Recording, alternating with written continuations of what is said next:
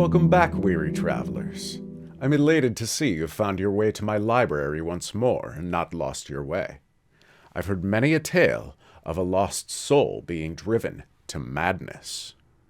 Well, come, why not have a seat and allow me, James Démence, your librarian of the lost, to tell you one.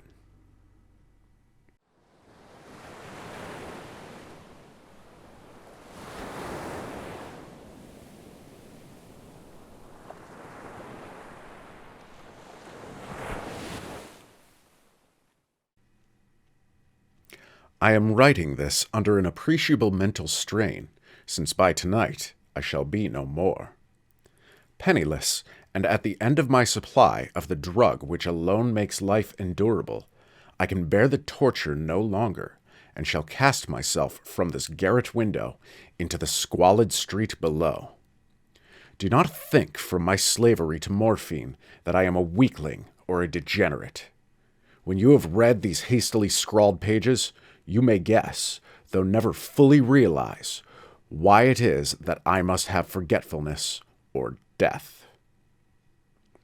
It was in one of the most open and least frequented parts of the broad Pacific that the packet of which I was supercargo fell a victim to the German sea raider.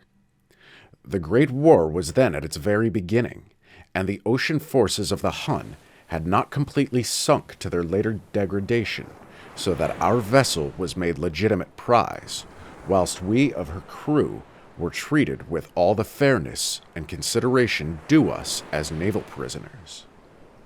So liberal indeed was the discipline of our captors, that 5 days after we were taken, I managed to escape, alone, in a small boat with water and provisions, for a good length of time.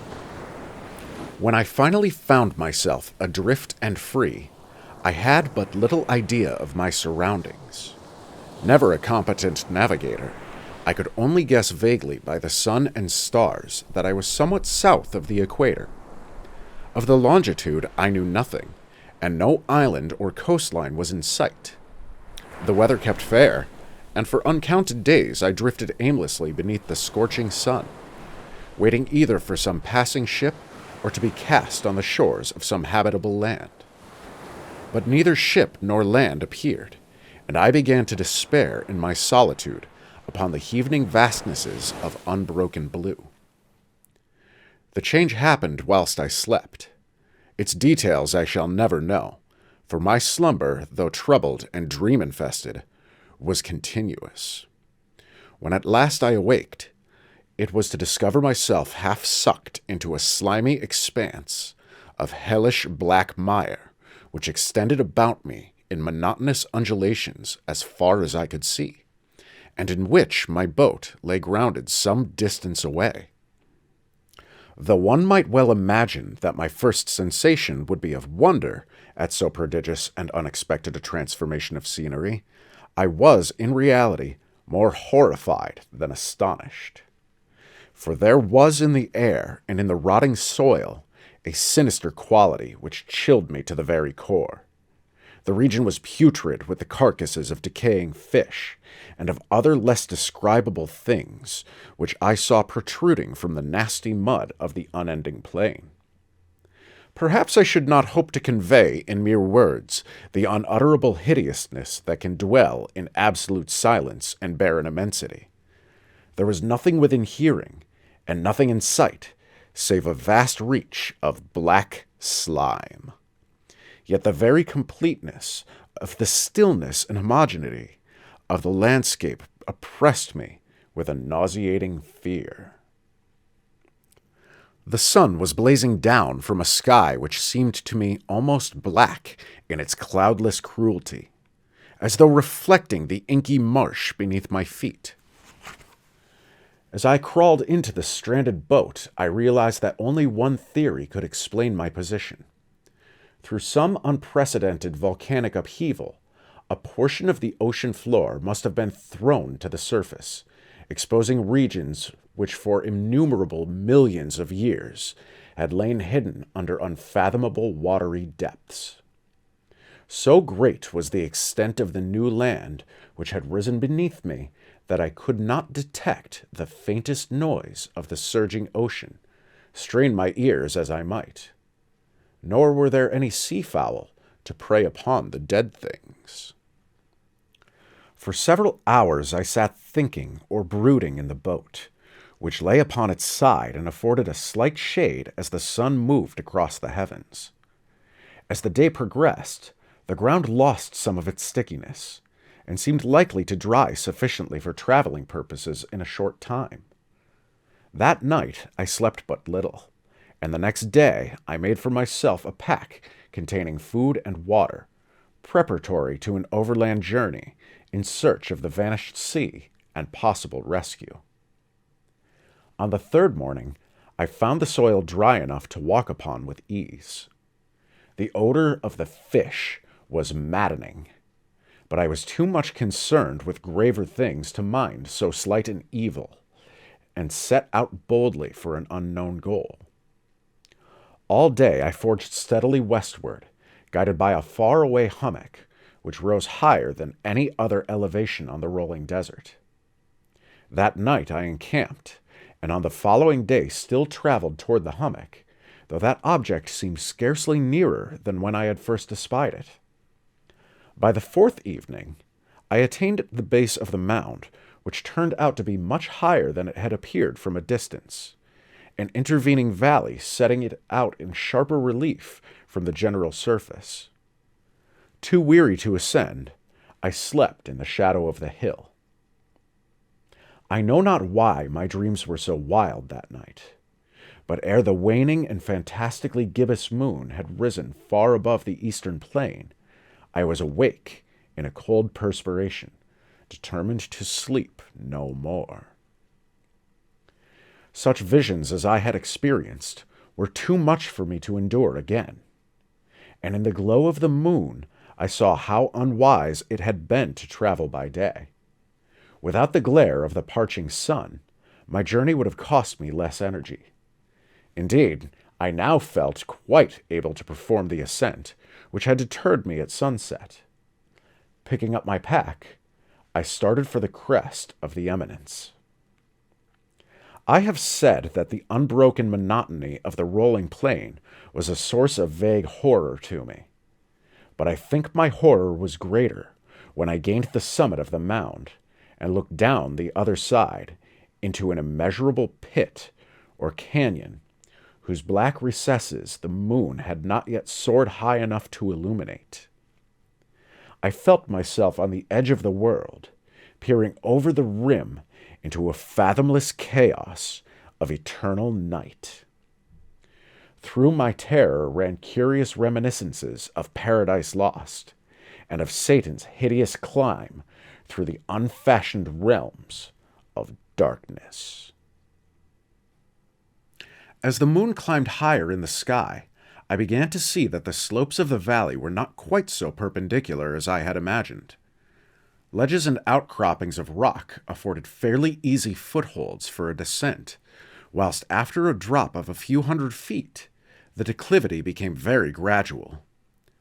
Urged on by an impulse which I cannot definitely analyze, I scrambled with difficulty down the rocks and stood on the gentler slope beneath, gazing into the Stygian deeps where no light had yet penetrated. All at once, my attention was captured by a vast and singular object on the opposite slope, which rose steeply about 100 yards ahead of me. An object that gleamed whitely in the newly bestowed rays of the ascending moon. That it was merely a gigantic piece of stone, I soon assured myself, but I was conscious of a distinct impression that its contour and position were not altogether the work of nature.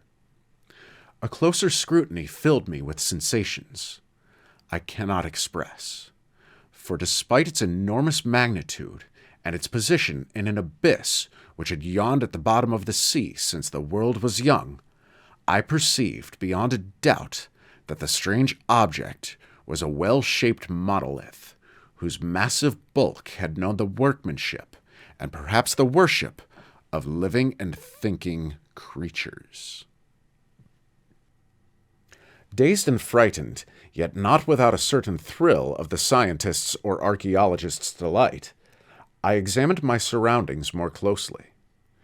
The moon, now near zenith, shone weirdly and vividly above the towering steeps that hemmed in the chasm, and revealed the fact that a far-flung body of water flowed at the bottom, winding out of sight in both directions and almost lapping my feet as I stood on the slope. Across the chasm, the wavelets washed the base of the Cyclopean monolith, on whose surface I could now trace both inscriptions and crude sculptures. The writing was in a system of hieroglyphics unknown to me, and unlike anything I had ever seen in books, consisting for the most part of conventionalized aquatic symbols, such as fishes, eels, octopi, crustaceans, mollusks, whales, and the like. Several characters obviously represented marine things which are unknown to the modern world, but whose decomposing forms I had observed on the ocean-risen plain. It was the pictorial carving, however, that did most to hold me spellbound. Plainly visible across the intervening water on account of their enormous size were an array of bas-reliefs, whose subjects would have excited the envy of Doré. I think that these things were supposed to depict men, at least a certain sort of men, though the creatures were shown disporting like fishes in waters of some marine grotto, or paying homage to some monolithic shrine which appeared to be under the waves as well. Of their faces and forms I dare not speak in detail, for the mere remembrance makes me grow faint.